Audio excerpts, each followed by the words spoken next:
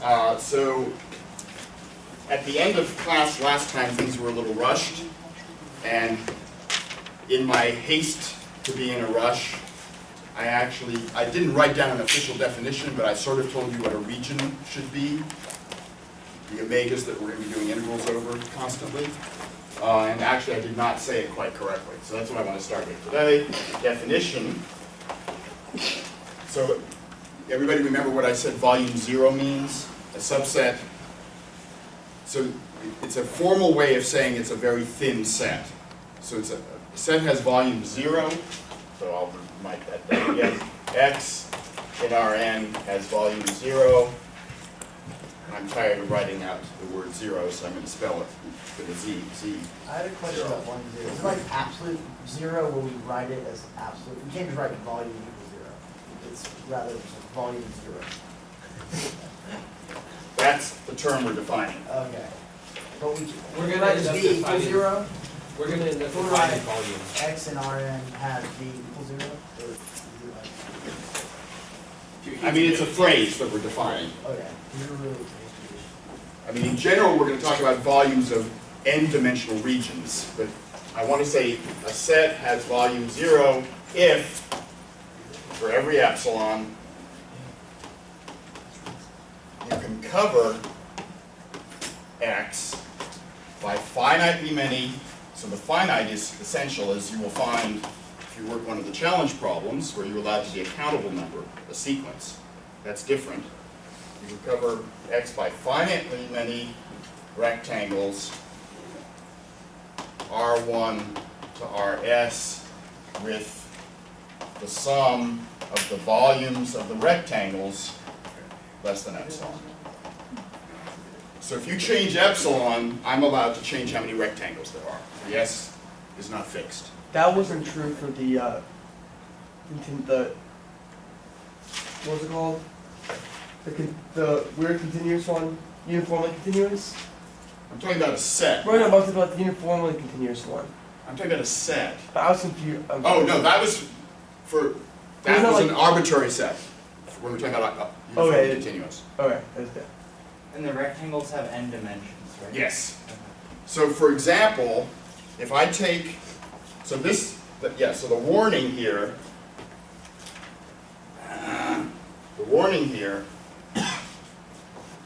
is this depends crucially on n.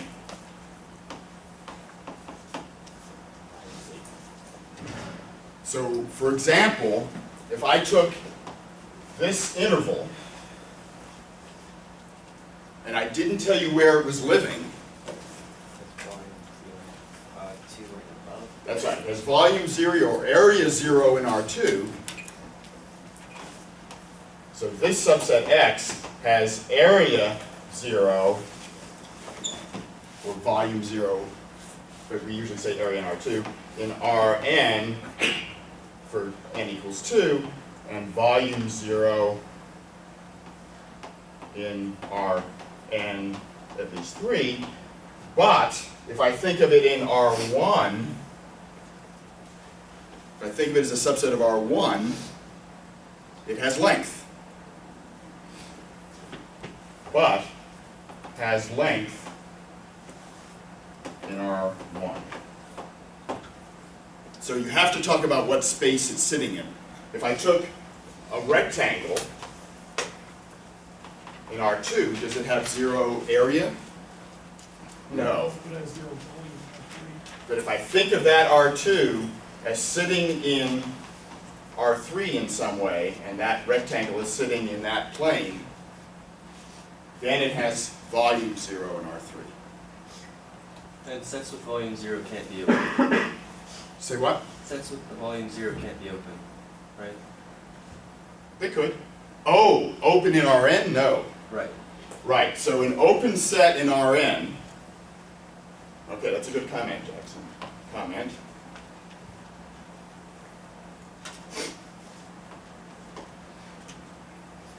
They steal my erasers, they ruin my chalk. Comment.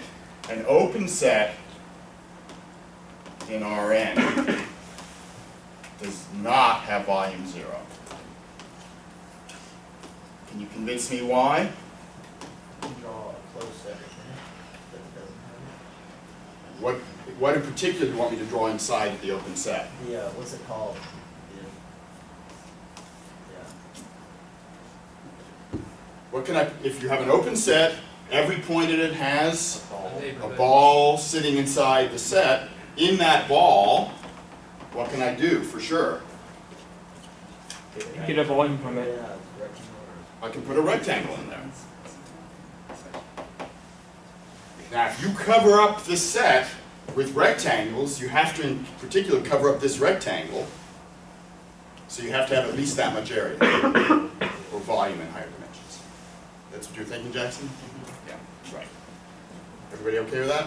Why can't you just pick a set of rectangles that extends to the outside of the set? No, I'm just trying to argue that it has at least this much volume. I'm not, so therefore it's positive. It can't have, you cannot cover this up with rectangles whose total volumes are tiny.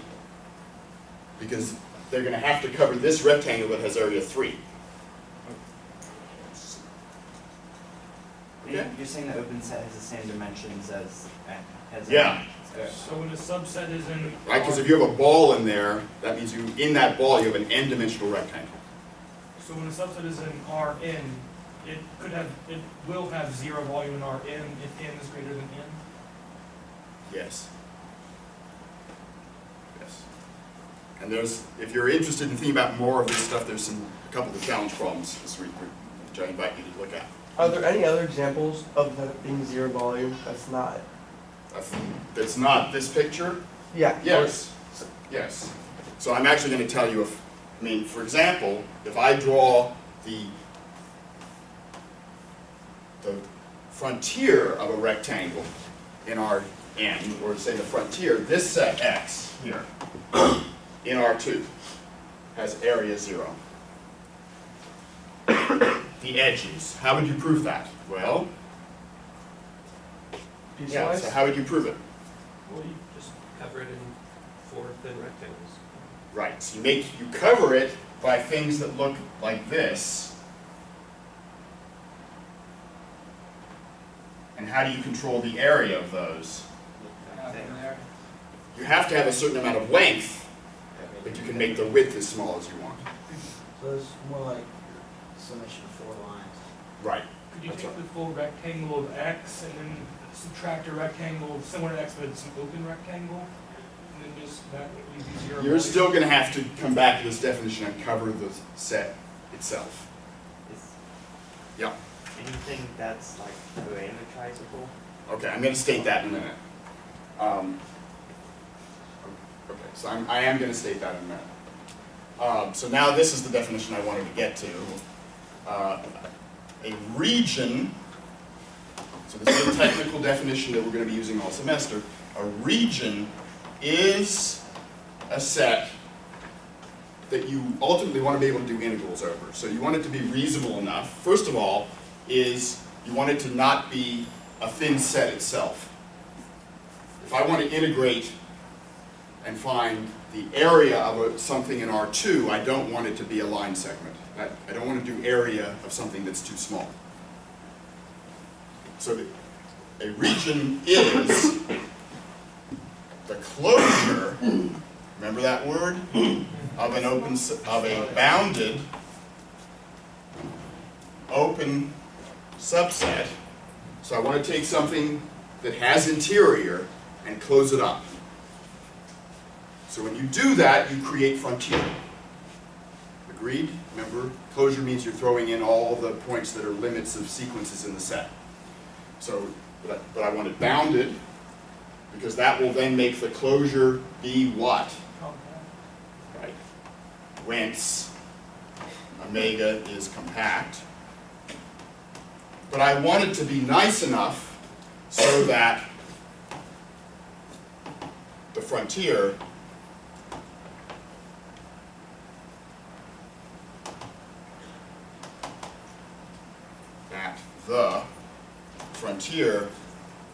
has volume 0. So I don't want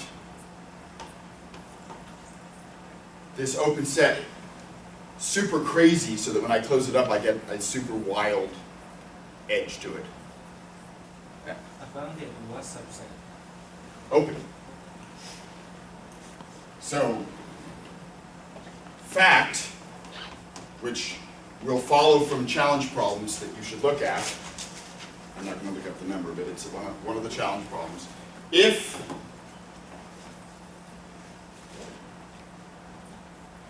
the frontier consists of a finite number of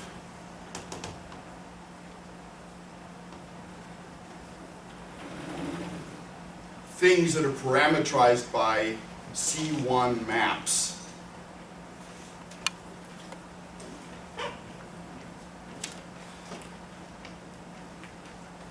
So C1 submanifolds, then, so for example, anything that looks like this, this is not a curve, this is not a C1 submanifold because it has corners.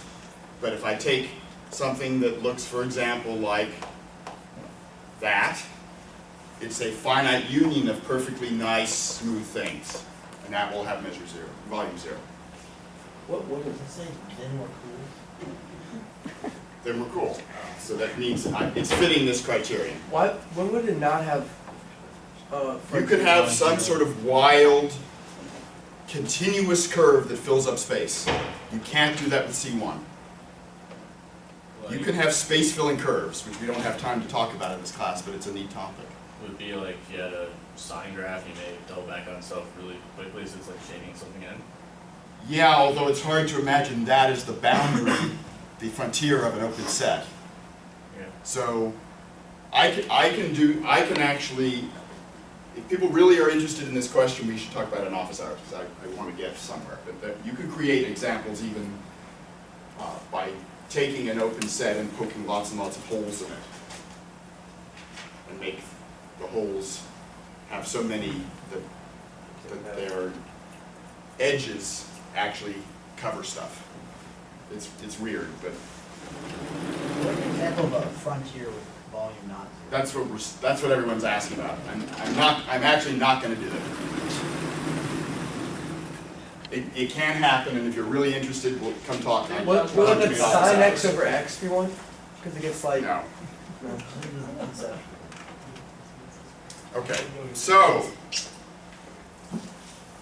the point now is that there's a proposition that I stated the other day that says if f is defined, I told you this the other day, if f is defined on a rectangle and is continuous except on a set of volume 0,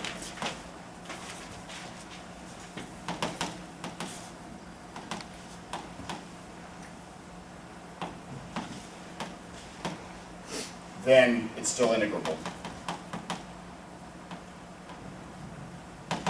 And the proof of that's in the book. It's not hard to imagine what you would do.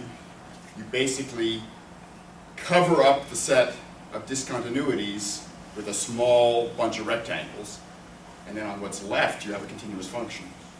So it's uniformly continuous, so you can create a partition of the rest that's good, and you turn that into a formal proof, and it's in the book. So this tells me that I now know how to integrate on regions, because regions by definition have a frontier that has volume 0. So now this means that I can define the integral of f over a region by, as I said the other day, extending the function to a rectangle and integrating the extension function, where this is dA or dv.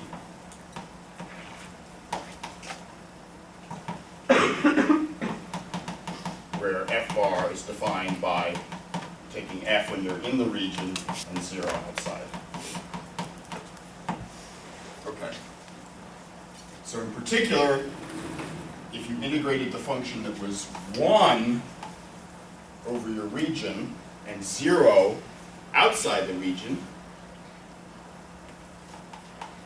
all right, so if I took the function that was 1 on the region and said, okay, I'll let it be 0 outside the region, what do I get when I integrate that? I get what we want to think of as the volume of the region. So the volume of the region is what you get when you integrate 1 over the region. And officially, you're thinking of putting a density function on this rectangle, where the density is 1 if you're inside omega and 0 outside. So physically, you could make this part out of iron and this part out of super microscopic plastic that had virtually no mass. And if you weighed that rectangular chunk, you'd be weighing omega. That's the idea. Gabe, you look unhappy. Okay.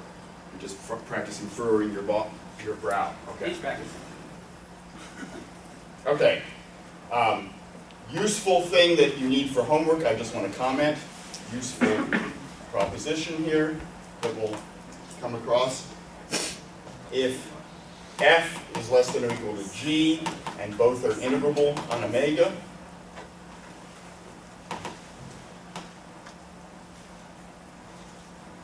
then the integral of f over omega is less than or equal to the integral of g over omega. So this would be obvious on a rectangle. It's not quite as obvious on a weird region, but now we can easily fix it so that it is obvious. Proof. How do you prove one number is bigger than or equal to another? Subtract. So the function g minus f, call that h. What do we know about h? It's non-negative. So if I put omega inside a rectangle and do our extension trick,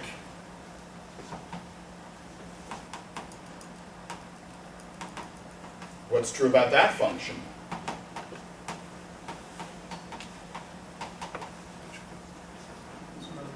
It's still non-negative, right? It was non-negative on omega, and it's 0 out here.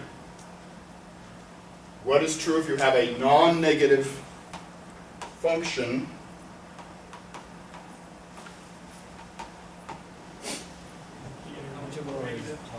integral can't be negative? What's the one-line proof?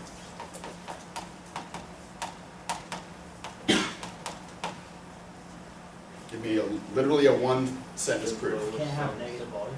Well, that equals the integral of g minus. No, don't do that. The lower sum is at least 0. Yeah, Right. 0. Every lower sum is at least 0. Done.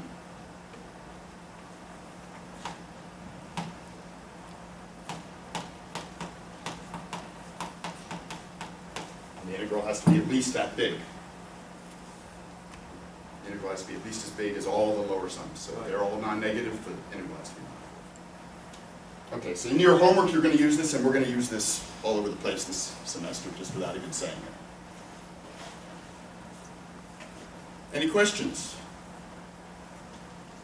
So our goal now is to start doing integrals of interesting or not so interesting functions over regions that are interesting or not so interesting, depending on your personal preference, but that's where we're headed.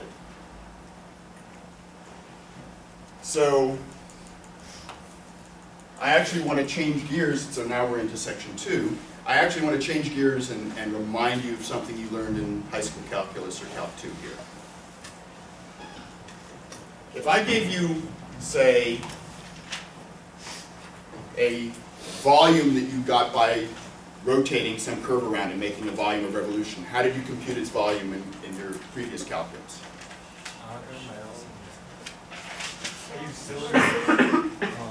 This, or if you do a shell method. Discs or washers. But where did those discs or washers come from? Making a circle. If you took a surface like this and rotated around and made a chunk like that, where did you get the discs from? Are there from the values of the functions in Geometrically, where? Thank you. Who said that? You did cross sections. You said, gee, wouldn't it be nice to take the axis of symmetry and actually cross take slices perpendicular to it, and what did you argue? You argued that if you took that, the function given by the area of the cross-section, that integrating it should give you the volume. What's the right geometric reason for that? You add all the slice up, so that you got a volume. But a slice has no volume. What did you do? You think of this as, you think about taking the chunk between, well, what are you doing? You're taking a partition of the axis here, and you're trying to approximate how much volume is, say, in this piece of the volume. So you take this chunk of the surface of the region, and you say, oh, I can say it's got at least the volume of this cylinder, the one with the smallest cross-section, and at most the volume of the one with the larger cross-section, which I'm exaggerating here. And so you're approximating it by cylindrical chunks whose volumes are cross-sectional area times thickness. And then you say, oh, so that means the actual integral of the cross-sectional area should give you the volume. Remember all, so everybody remembers that. Well, you don't have to have cylindrical pieces, although people often don't assign homework problems that are different. You can have arbitrary cross-sectional shapes, so that, for example, if I took some surface like I'll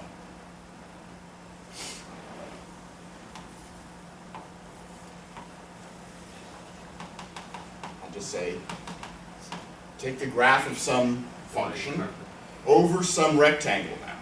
So let's say I took a rectangle down here.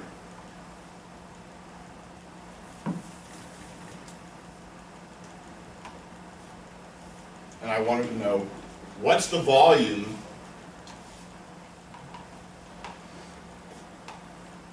under this piece of surface over the portion of the surface lying over this rectangle? We've talked about how that's an integral, double integral that we've been doing in terms of thinking about upper and lower sums. But you could think about it in terms of just single variable calculus. You could say to yourself, let's fix a y value between C and D, and let's look at how much of this, how much is lying over this line segment for that value of y. Well, if I slice with that plane, this reminds you of doing partials now, right? If you fix a y, you could say, I have this chunk that has a certain area. And then exactly what I was just reminding you of, you could imagine approximating the volume under here by taking prisms that had a base. It was like slicing up a bread loaf, and this is the top of the bread. You could imagine a slice of bread here and try to estimate its volume by saying least cross-sectional area, greatest cross-sectional area. And so you're going to believe then that I should get the volume by integrating with respect to y from C to D the function that gives the cross-sectional area at slice y. How do we know that the surface at the top doesn't, explode between, Well, okay, continuous function. Okay. And we'll actually talk next week about what the generalities here are. But in the context that you've done before, think continuous function. Think, instead of doing conceptually double integrals during the partition, think about doing these slices. So again, we're trying to reduce to single variable calculus, just like we did with partials. So how would you get now the volume? Well, this cross-sectional area itself is, this is the picture we were drawing all last semester. In the plane given by y equals y, well, that's just terrible. If I imagine fixing a y, then I would get the cross-sectional area at slice y naught by integrating what? This is an x picture now, right? F of x, y naught. So you're going, x going from a to b here, And then z.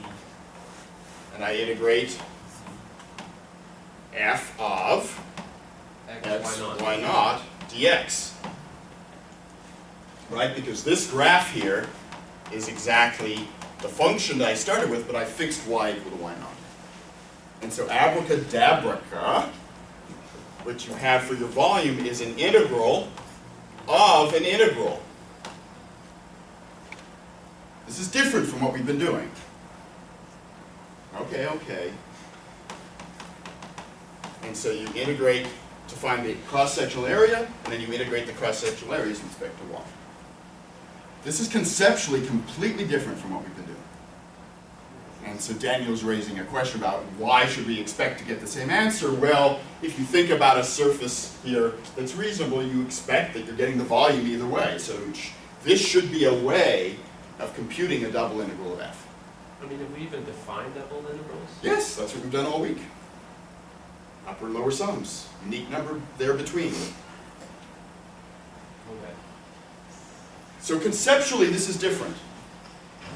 We will prove a theorem next week that says, with reasonable hypotheses, this is a way of computing the double integral. So you don't have to do upper and lower sums. You can do what is called, so this creature here, not surprisingly, is called an iterated integral. And for purposes of today, I'm not going to worry about hypotheses. Pretend f is continuous. We'll do the general discussion next week. So, let's just do an example. So you can start to feel web work sneaking up on you again.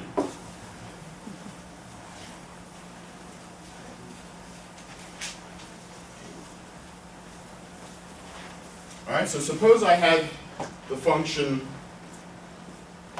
f of xy equals x squared plus y cubed. I'm not going to try to draw the graph of this. And suppose you wanted to integrate it over the rectangle where x goes from 1 to 3 and y goes from 2 to 5. Well, we could do what I just wrote down there. We could imagine slicing perpendicular to the y-axis and integrating the cross-sectional area as a function of y. Y now goes from 2 to 5. And then we've just said, well, that in itself is an integral dx of the function. X goes from 1 to 3, and then I integrate dy. Can you look upset? You okay? Yeah. Okay. So remember now, this is like what we did with partials. When I'm doing this integral, y is constant. So just as we did with partial derivatives, you can now think of doing partial integrals, although no one calls them that. You do that. You now pull out all your knowledge from last year or Calc 2, whenever you took it, and start using fundamental theory of calculus. Right? How am I going to find this integral? Remember, this is a constant.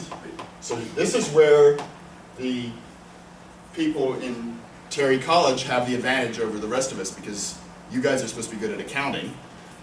And this stuff now is completely accounting and bookkeeping. Once you've set the problem up, then it's a matter of being neat and organized and not making silly mistakes. So now we're back to where we can only work in rectangular domains. Ah, don't worry. Okay. I'll get you out of that. Jonathan, did you have a question? Yeah, when we start equals like one, we're defining R. Mm-hmm. Can we X, Y. But I just conceptually don't get it. Remember, the cross means you do ordered pairs where the first guy's here and the second guy's here. Okay. What does that look like?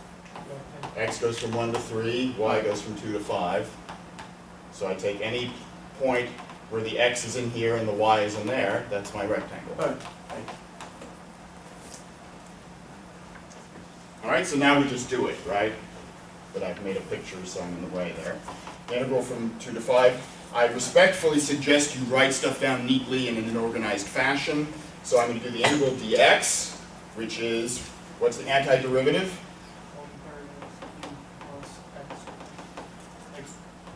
Y cubed, right? xy cubed.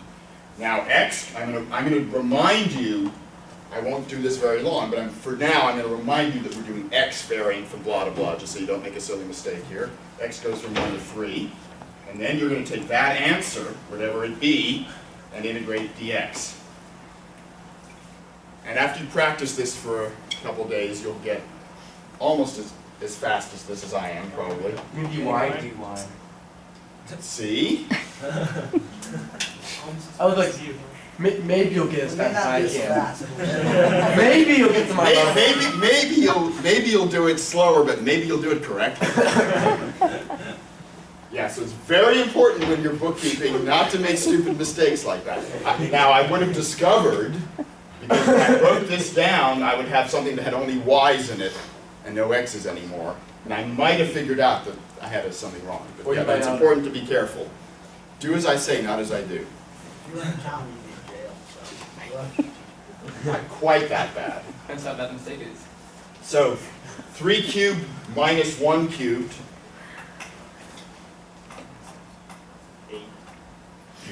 3 cubed. 26. Notice it's easier to do the term by term difference rather than writing out all the stuff and then subtracting. And then xy cubed, 3 minus 1, and yes, dy. Okay. And then you redo the fundamental theorem of calculus yet again.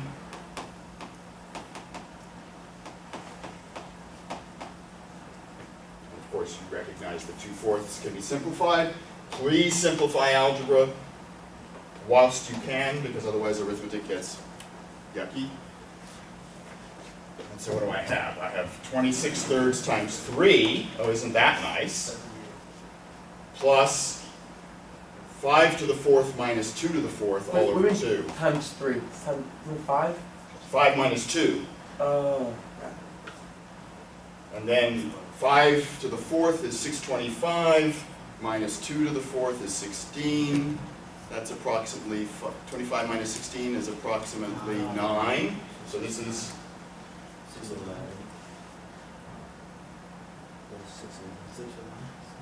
forgot what I was doing. 625 minus. 620, what was I doing? Oh, 625 minus 16 is 609. Okay, there's the answer. Ted could have made up an easier arithmetic problems. Now, we made an arbitrary choice here, deciding to do the cross-sectional areas with respect to slicing with fixing y.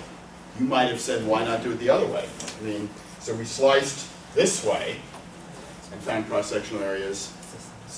See you, Lama. Maybe you'll be here next week. I'll definitely be here. What happens if we slice this way? You want to do it in the other order, right? And surely, if there's a well-defined notion of volume here, I really should be able to do it either way. So what about doing the integral from 1 to 3 of the cross-sectional area with respect to x? So then I would have 1 to 3 integral 2 to 5, still the same function, Can I think yes to the answer? but now I'm going to integrate dy first, and then dx. I guess. And of course you got to guess. 26 plus 1 Well, actually, the arithmetic may not be the same. The answer would be that. The answer would So if we do this dy, we're going to get x squared y plus 1/4 y to the 4th. Y goes from 2 to 5, and then I integrate that dx. So I get an integral from 1 to 3. So now, again, to remind us, this is y varying from 2 to 5. So I've got 3x squared plus, oh no, not again. But we've done it, right? 609 over 4. right? No, it's over. Oh, yeah. And then integrate dx. So I'm going to get x cubed plus 609 over 4 times x, going from 1 to 3. So I'm going to get 3 cubed. Oh, it is the same arithmetic. 3 cubed minus 1 cubed. And then 609 over 4 times 2. See, I was right. So you were right. So part of your job as we go on in the next weeks is going to be, given a certain problem, you have a choice doing it in one order or the other. Which way do you prefer to do it? For this problem, it made no difference, but you're going to see that it matters, and we'll do examples of that on Monday. Again, I remind Daniel and everyone else, I'm not yet proving a theorem, although we will, that says it's valid to do this to compute double integrals. But I do want to address Daniel's question before we quit for the week. Plenty of time. What was my question? It's not a rectangle. What if it's not a rectangle? Okay. So, what about more general integrals over general regions?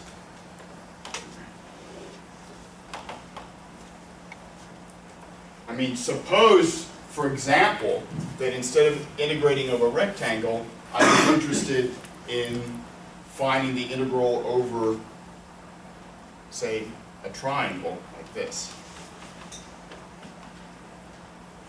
Suppose my region omega is the triangle, say x goes from 0 to 2, and y also goes from 0 to 2, 45, 45, 90. So omega then is the set of xy's, so that x goes from 0 to 2, and y goes from 0 to x. Right? So for each x, I'm going up to y equals x. And now suppose I wanted to integrate,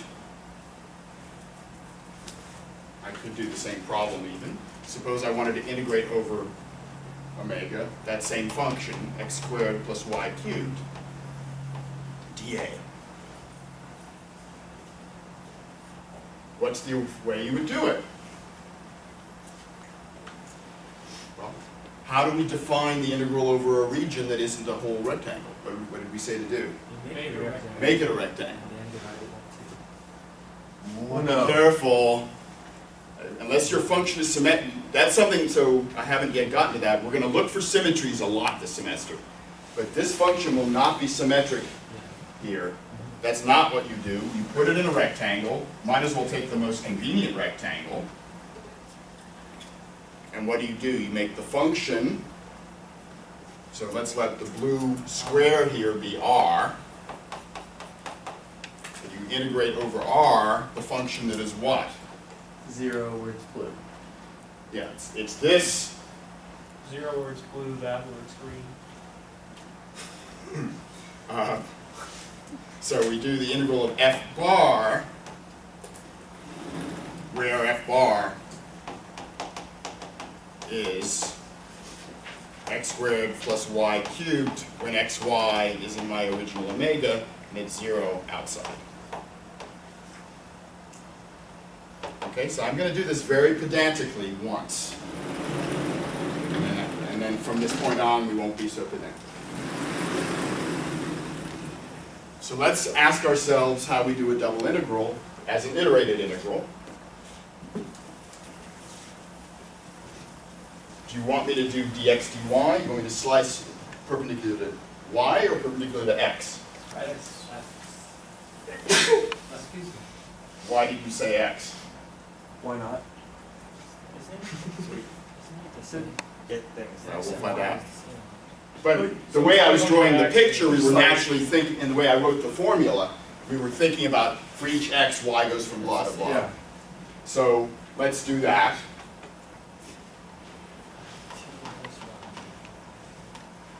So x is going to go from 0 to 2, It's, yeah, you have. and then we're going to integrate f bar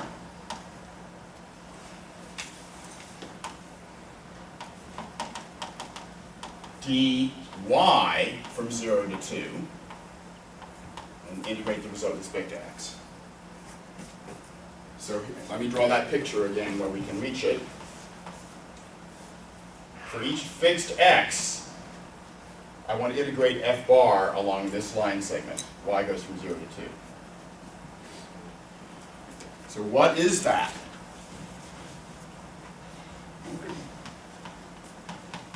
If I fix x and integrate dy from 0 to 2, integrate f bar, what am I integrating? No, I'm just doing a single integral here. I'm integrating y goes from 0 to 2. I'm integrating f bar along this line segment. What is f bar? It's x squared plus y cubed when xy is in the triangle. So, in other words, it's the function I'm interested in when I integrate from here to here. Oh, it's the wrong color, but you'll live with it. And then what happens when I'm up here? 0. It's 0. What do I get when I integrate 0? 0. So I don't bother writing that piece down, and I say this is the integral from 0 to what of this function? 0 to y. No. Oh, 0 to x, sorry. 0 to x. 0 to y. Because you're saying, where does y go? So y goes from 0 to x, and I do this integral. And then I integrate f dx. So you can start to see that as you get more interesting regions, the hard part's going to be figuring out how do you do these iterated integrals, how do you set up the limits. So, okay, so you do the same thing we did before, and you get x cubed plus 1/4 x to the 4th here. I'm skipping steps. And then you integrate from 0 to 2 that answer, and you get x to the 4th over 4 plus x to the 5th over 20 from 0 to 2, and you get whatever you get. You get 4 plus 2 to the 5th is approximately 32, so I divide by 4 and I get fifths. Okay. Why does it say approximately? Just so that you'd ask something. It depends if it's really big. All right, but why, perhaps you would rather have done it the other way. Then we have to write with the change our omega, don't we? I don't change omega. Well, Iterate the other order. Or like how I we think it's talk about really it. similar since we have this symmetry. Well, let's be careful here. So you're going to get practice, plenty of practice next week on web work doing this, but if I want to do it the other way, It should be 2 minus 1. be careful now, be careful, be careful. Read this- So I still have the same region, but now I want to slice in the y. Yeah. So now I'm in the region when x is in this interval. Yeah. Y to Goes from y to 2. Y still goes from 0 to 2. And by the way, I'll make a bigger deal about this next week and the weeks after. It's always good to start on the outside, work your way in. Y goes from 0 to 2. For fixed y, what does x do? It goes from y to 2.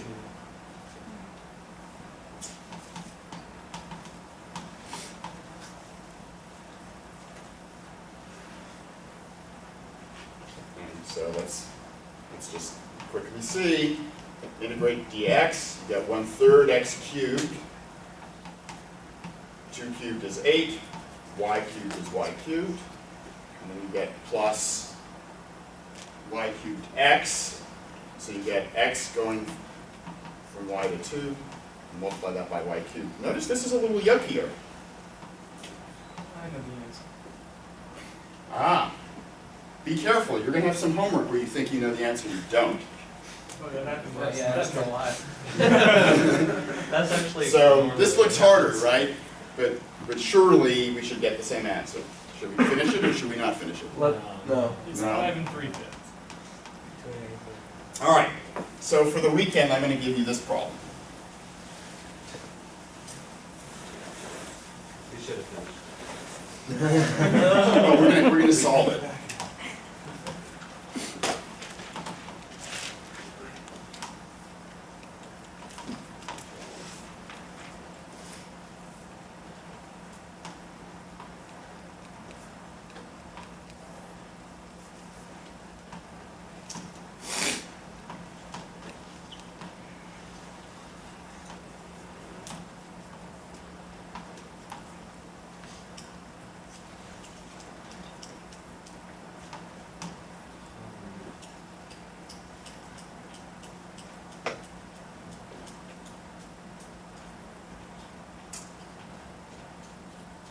So conceptually here, what am I doing conceptually? I've got a function which happens to be e to the negative y squared. Doesn't depend on x. And I'm integrating it over what region? Draw me a picture of the region. Triangle. What triangle? Similar to that. So you It's x1 x goes from 0 to 1, plus and y goes for each x. 0 to 1. Slow down. Y goes from x to 1. So it looks like it's this triangle, does it not? You've got to be very careful to draw the pictures at this point in the course. This is not really important, but should the left parenthesis be between the two integral signs? Thank you. And in fact, we'll stop writing those parentheses very Right. soon. Yeah, thank you, that was wrong. Okay, so this represents the integral of this function over this region. Okay. How many of you have done the problem already? Have the answer for me? I almost did it and realized I messed up on the first. I'm subtracting. the How many first one. people can find me an antiderivative of e to the minus y squared? Yeah, like over something. No, there isn't one. There isn't one. This is a famous function, shows up all over probability and statistics, normal distributions. There is no elementary antiderivative for this. That's a theorem. So how am I expecting you to do the problem then? Put in a calculator. Actually, Can we? It's one of these totally made up math problems where I'm forcing you to switch the order of integration and write the other iterated integral. Cool. And the problem is made up, if I didn't screw up, the problem is made up so that we can do it. So if I now, instead of doing it dy dx, if I want to set it up dx dy, again I start on the outside and I look at my picture and I say y goes from what to what? 0 to x. Oh, actually, No. I totally screwed up. No, I didn't. It's perfect. So, no, y goes from what to what? Wait, or again, 0 to 0 to 1, right? For fixed y, what does x do? Goes from y to 1. Look at the picture. 0 to 1. You gotta draw the picture and you gotta look at it. This is the line y equals x. For each fixed y, x goes from 0 to y, and I still have my function. What happens? What's the integral of this dx? use your It's just yeah. And then I do this minus this. I get y e to the negative y squared. And now everybody in the room knows how to do the problem.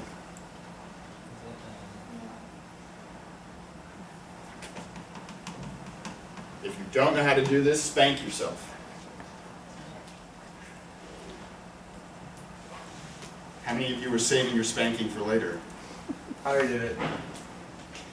What do you do, Jonathan? Oh, I mean, I spanked myself. But, Oh. I mean, I do, U substitution. And you've got the du sitting there. isn't it just like 1/2 e to the negative 1/2 e to the negative y? Yes, it is. And so the answer is 1/2 e to the negative 1. e to the 0 minus e to the negative 1. Office hours this afternoon, otherwise, I thought they were canceled this afternoon. no, that's next week, Next week. and I'll remind you.